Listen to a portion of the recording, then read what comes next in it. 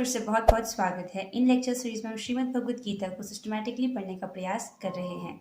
जैसा कि आप जानते हैं, कृष्ण अर्जुन संवाद शुरू हो चुका है और अभी अर्जुन बोल रहे हैं। युद्ध भूमि में एकत्रित अपने स्वजनों को देखकर अर्जुन शोक से ग्रसित हो जाते हैं। पिछले श्लोक में हमने पढ़ा, अर्जुन कृष्ण से कहते हैं, हे कृष्ण, इस प्रकार युद्ध की इच्छा रखने वाले मित्रों तथा संबंधियों को अपने समक्ष उपस्थित देखकर मेरे शरीर के अंग कांप रहे हैं, मेरा मुंह सूखा जा रहा है। अर्जुन इस वक्त धर्म संकट में है कि क्या करना है क्या नहीं करना है। मन में जो द्वंद्व चल रहा है उसके कारण उनका मुंह पूरी तरह सूख रहा है। अर्जुन आगे बोलते हैं, अध्याय 1 श्लोक संख्या 29। वेपथुश्च शरीरे में रोमहर्षश्च जायते गांडीवं संस्ते हस्तात् त्वक्चैव परिदह्यते। आइए श्लोक समझते हैं। वेपथुश्च शरीरे में, मेरे शरीर में कंपन हो रहा है। रोमहर्षश्च जायते, और रोमांच उत्पन्न हो रहा है। गांडीवं संस्ते हस्तात्, मेरा गांडी धनुष मेरे हाथ से छूटा जा रहा है। ये बात बड़ी गंभीर है कि अर्जुन का गांडी धनुष उनके हाथ, अर्जुन कह रहे हैं कि मेरा गांडी धनुष मेरे हाथ से छूटा जा रहा है। क्यों? क्योंकि महाभारत के युद्ध से जस्ट पहले हुआ था विराट युद्ध, जिसमें अर्जुन इन्हीं कुरुओं के अगेंस्ट लड़े थे और विजयी रहे थे। उस वक्त तो ये सिचुएशन नहीं आई थी कि अर्जुन कहें गांडीवं संस्ते हस्तात्। जब अर्जुन शिवजी के अगेंस्ट लड़ रहे थे, सोचिए ओपोनेंट कौन है अर्जुन का उस वक्त? शिव जी, उनसे बड़ा वॉरियर कौन होगा। उनके सामने अर्जुन ने इतनी ब्रेवली लड़ा कि शिव जी प्रसन्न हो गए उनसे और उन्होंने अर्जुन को पशुपतास्त्र प्रदान किया। उस वक्त ऐसी सिचुएशन नहीं आई कि अर्जुन कहे कि गांडीवं संस्ते हस्तात्। और जितने भी आज तक युद्ध हुए हैं अर्जुन उनमें विजयी रहे हैं और कभी ऐसी स्थिति नहीं आई। यानी कोई भी शत्रु अर्जुन से उनका गांडी धनुष छुड़ा नहीं पाया। लेकिन आज कोई ऐसा शत्रु है, ऐसा कोई भीतरी शत्रु है, ऐसा आंतरिक शत्रु है, अंदर का शत्रु है, जिसके कारण अर्जुन का गांडी धनुष छूटा जा रहा है। अब भगवान इसी बात को अध्याय 3 श्लोक संख्या 29 में बताते हैं अर्जुन को कि हे अर्जुन, तुम्हारा एकमात्र शत्रु है काम। ये काम रूपी शत्रु तुम्हारे मन, इंद्रियां और बुद्धि में वास करता है, इसका तुम दमन करो। खैर, उसे हम आगे कवर करेंगे।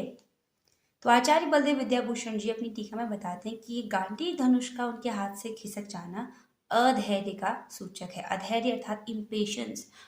अर्जुन उस वक्त बहुत इम्पेशेंट हो गए, बिल्कुल सारा धैर्य उन्होंने खो दिया। क्यों? अत्यधिक, बहुत ज्यादा शोक के कारण। और इतना शोक क्यों हुआ? क्योंकि वो देख रहे थे कि अरे मेरे स्वजन, मुझे अपने स्वजनों के साथ युद्ध करना है, मुझे अपने स्वजनों को मारना है। अब आपसे कोई कहे कि अपने पिताजी को आप सुई चुबा दीजिए, तो हो गई ना प्रॉब्लम। तो अर्जुन को भी हो रहा है, अर्जुन को तो जान से मारना है अपने स्वजनों को। आगे, त्वचैव परिदह्यते, त्वचा भी निश्चित ही जल रही है। क्या कह रहे हैं कि मेरी स्किन बर्न कर रही है। गीता भूषण टीका में बताया गया है कि त्वचा का जलना उनके हृदय की जलन को दर्शाता है, कि उनका हार्ट जो है उसमें जलन हो रही थी। तो और हृदय क्यों जल रहा था? अत्यधिक शोक के कारण। तो हृदय की स्थिति क्योंकि उनका हृदय इस वक्त सही नहीं है, उनका हृदय बहुत जल रहा है बहुत ज्यादा शोक के कारण, इसीलिए उसका इफेक्ट उनको हाथ पैर में दिख रहा है। अनुवाद, मेरा सारा शरीर कांप रहा है, मेरे रोंगटे खड़े हो रहे हैं, मेरा गांडीव धनुष मेरे हाथ से सरक रहा है और मेरी त्वचा जल रही है। आइए प्रभुपाद जी की टीका से पढ़ते हैं। शरीर में 2 प्रकार का कंपन होता है और रोंगटे भी 2 प्रकार से खड़े होते हैं। ऐसा या तो आध्यात्मिक परमानंद के समय या भौतिक परिस्थितियों में अत्यधिक भय उत्पन्न होने पर होता है। दिव्य साक्षात्कार में कोई भय नहीं होता। इस अवस्था में अर्जुन के जो लक्षण हैं वे भौतिक भय अर्थात जीवन की हानि के कारण हैं। प्रभुपाद जी बहुत ही स्पष्ट बताते हैं कि दो प्रकार से रोंगटे खड़े होते हैं, दो प्रकार से शरीर में कंपन होता है। पहला, एक तो आध्यात्मिक परमानंद यानी स्पिरिचुअल इनलाइटमेंट के समय ऐसा महसूस होता है कि हाथ से रोंगटे खड़े हो रहे हैं, अंग कांप रहे हैं। दूसरा, या भौतिक सिचुएशन में कभी कोई ऐसी सिचुएशन आ जाती है कि बहुत ज़्यादा भयग्रस्त हो जाते हैं, बहुत डर लग जाता है, तब ऐसा होता है। फिर बताया कि अर्जुन के जो लक्षण अभी दिख रहे हैं, मुंह सूखना, हाथ कांप जाना, उनके शरीर में कंपन होना, ये सब भौतिक परिस्थिति में, भौतिक सिचुएशन में जो भय है उसकी वजह से है। यहाँ पे बताया गया है कि अर्जुन के जो भी लक्षण है वो भौतिक भय अर्थात जीवन की हानि के कारण है। हमने पिछले श्लोक में पढ़ा कि अर्जुन को भय का तो कोई कारण नहीं था, तो फिर यहाँ पर किस भय की बात हो रही है, ये समझना जरूरी है। अब अर्जुन को यह भय बिल्कुल नहीं है कि मैं मर जाऊंगा, मेरी मृत्यु हो जाएगी, वो किसी को भी नहीं है, वो दुर्योधन को भी नहीं है, वो पितामह को भी नहीं है। ऐसा भय क्षत्रियों में होता ही नहीं है कि मेरी मृत्यु हो जाएगी। तो जीवन की हानि, लॉस ऑफ लाइफ, उन्हें पता है कि अगर युद्ध होगा बहुत सारे लोग इस युद्ध में मारे जाएंगे, वो भी अनावश्यक रूप से, अननेसेसरली बहुत सारे लोगों को अपनी जान गंवानी पड़ेगी, वो भी सिर्फ राज्य भोग के लिए, और वो भी हमको राज्य भोग दिलाने के लिए, और हम उस राज्य भोग को पाकर सुखी भी नहीं रहेंगे। अर्जुन को धर्म को नष्ट करने का भय है। अब जो आगे के श्लोकों में क्लियर होगा। आचार्य जन बताते हैं कि तीन प्रकार की निर्भयता होती है। पहला, सतोगुणी निर्भयता, निर्भयता अर्थात निडरता, फेयरलेसनेस। तो तीन प्रकार से व्यक्ति फेयरलेसनेस, निर्भयता को प्राप्त होता है। पहला, सतोगुणी निर्भयता जो ब्राह्मणों को प्राप्त होती है।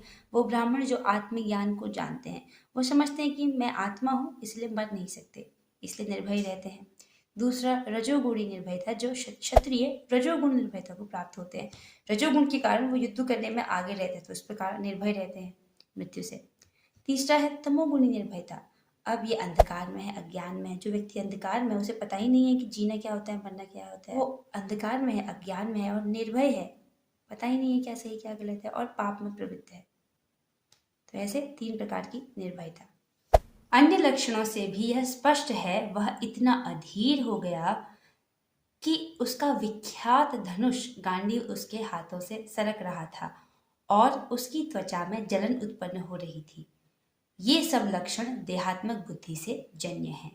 रूपाल जी बता रहे कि अन्य लक्षणों से भी हमें पता चलता है कि अर्जुन उस वक्त अधीर हो गए थे। अधीर अर्थात वो धैर्य धारण नहीं कर पा रहे थे, पेशेंस धारण नहीं कर पा रहे थे, पेशेंस नहीं हो पा रहे थे उस वक्त, वो इम्पेशेंट हो गए थे। किन लक्षणों से पता चला? पहला तो उनका गांडीव धनुष उनके हाथ से छूट रहा था। दूसरा, उनकी त्वचा में जलन उत्पन्न हो रहा था। इससे हमें पता चलता है कि वो बहुत अधीर हो गए थे उस वक्त, रेस्टलेस, इम्पेशेंट हो गए थे। और फिर प्रभुपाद जी क्या कह रहे हैं कि ये सब जो लक्षण दिख रहे हैं अभी अर्जुन में, वो सब कहाँ से आए हैं? वो सब देहात्मक बुद्धि से जन्मे हैं। अब देहात्मक बुद्धि क्या होती है? That's an interesting question. ये देहात्मक बुद्धि क्या है? अब देहात्मक बुद्धि वो बुद्धि है जिससे हम सभी ग्रसित हैं। प्रभुपाद जी कहते हैं कि मुक्ति का अर्थ है देहात्मक बुद्धि से मुक्त हो जाना। देहात्मक बुद्धि का अर्थात अपने आप को देह समझना, अपने आप को शरीर समझना और शरीर से संबंधित चीज़ों को अपना मानना। क्योंकि शरीर टेम्पररी है, तो इससे जुड़ा जो भी है वो भी टेम्पररी होगा, चाहे वो इससे जुड़े रिश्ते हों या पद प्रतिष्ठा, मान सम्मान, जो भी शरीर से जुड़ा हो वो सब टेम्पररी है। आपकी मृत्यु के बाद आपको कौन याद रखेगा? कितने साल तक याद रखेंगे? आपके परिवार वाले। और अगले 200 साल के बाद आपको कौन याद रखेगा? कोई भी नहीं। तो देहात्मक बुद्धि से तो हम सभी ग्रसित है। अर्जुन कैसे इस देहात्मक बुद्धि से ग्रसित हो गए? क्योंकि अगर आप कनेक्ट कर सकते हैं, पिछले वीडियो में हमने जब डिस्कस किए थे भक्ति के 9 स्टेजेस, तो हमने ये पढ़ा था कि भाव के लेवल पर भक्त को अपना स्वरूप पता चल जाता है कि वह भगवान के साथ किस रस से जुड़ा है, किस रस में भगवान के साथ जुड़ा है। और अर्जुन कृष्ण के साथ साख्य रस में जुड़े हैं, उनके मित्र हैं। तो अर्जुन एटलीस्ट वो भाव स्टेज है उससे ऊपर ही है। ये तो हम जितना हमने प्रीवियस क्लास में डिस्कशन किया था उसके बेसिस पर कह सकते हैं। अब भक्ति के उस स्टेज पर होकर देहात्मक बुद्धि से ग्रसित कैसे हुआ जा सकता है? राइट? तो ऐसा इसलिए हो रहा है कि ऋषिकेश ऐसा करवा रहे हैं। ऋषिकेश यानी कृष्ण, वो अर्जुन के थ्रू, अर्जुन को निमित्त बनाकर हम लोगों से बात करना चाह रहे हैं, हम लोगों से बात कर रहे हैं ताकि हम गीता के दिव्य ज्ञान को ग्रहण कर सकें। हमें गीता का ज्ञान रूपी अमृत प्रदान करने के लिए ऋषिकेश ऐसा करवा रहे हैं। आगे अर्जुन और भी आर्गुमेंट्स देते हैं जिन्हें हम आने वाली वीडियोस में पढ़ेंगे। इसी के साथ हम आज हो रही गीता की चर्चा को यहीं पर विराम देते हैं। आपसे मिलेंगे अगली वीडियो में। श्रीमद् भगवद गीता की जय, श्री प्रभुपाद की जय और ग्लोरी श्री गुरु गौरांगा। हरे कृष्णा।